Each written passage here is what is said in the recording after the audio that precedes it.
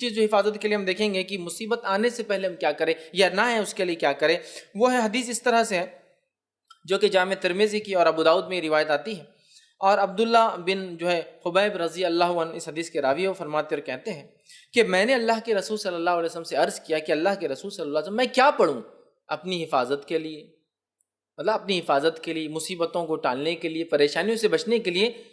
میں کیا پڑھوں میں؟ تو نبی اکرم صلی اللہ علیہ وسلم ان کو حل دے رہے ہیں، کیا پڑھنا ہے تم کو اپنی حفاظت کے لیے، مصیبت اور پریشانی سے بچنے کے لیے، اور اتنی چھوٹی چھوٹی دعائیں ہیں نا سبحان اللہ، لیکن ہم یہ نہیں کرتے ہیں۔ اگر کوئی ڈاکٹر بولے آپ کو اللہ نہ کرے شوگر ہو گئی، بی پی ہو گیا، صبح ایک دوا لے لیجئے، شام ایک دوا لیجئے، چھوٹی سی ہے، کتنا پابندی سے بیٹھ کے، حالانکہ کڑوی ہے، مہنگی ہے، مشکل ہے، جان پر آتا نہیں، دل بولتا کھانا، برابر ٹائم لے رہے اس لیے کہ پھر بی پی اور شوگر کنٹرول میں لانا ہے۔ لیکن اگر ہم وہی کہیں کہ مصیبت، آفتیں، بلائیں، پریشانیاں، مشکلوں کو دور کرنا ہے تو کنٹرول کے لیے ایک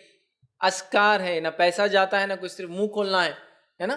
لیکن وہ نہیں ہوتا ہم سے۔ آئیے تو انہوں نے کہا اللہ کے رسول صبح اور شام کے معاملے میں کیا پڑھوں، مطلب حفاظت کے لیے کیا پڑھوں؟ تو نبی اکرم صلی اللہ علیہ وسلم کو فرماتے اور کہتے ہیں ہر صبح اور شام 3 مرتبہ تم یہ پڑھو، کیا پڑھو؟ قل هو اللہ احد 3 بار، صبح اور شام، صبح اور شام، شام سمجھتے نا رات نہیں، مغرب شام کا وقت ہے، اور صبح مطلب فجر کے بعد، تو اب کبھی بھی صبح اور شام، صبح اور شام یہ پڑھو تم، کیا کیا پڑھو؟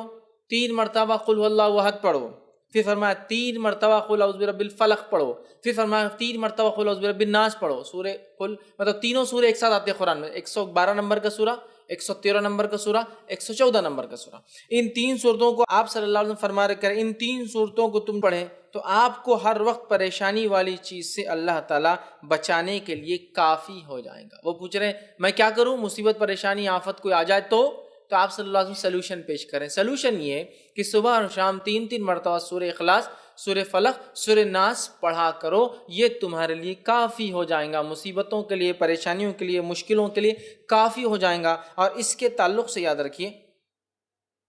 ہم اتنی لاپرواہی برتتے ہیں، حالانکہ کتنے چھوٹے سورے ہیں، کتنے عام ہیں، تقریباً سب کو یاد ہوتے ہیں، لیکن یہ ہم سے نہیں ہوتا ہے، یہ نہیں ہوتا۔ ہاں کوئی مصیبت آ گئی اور کوئی کہے ایک ٹانگ پہ کھڑے رہ کر 11 بار سورہ یاسین پر برابر کر رہے ہیں،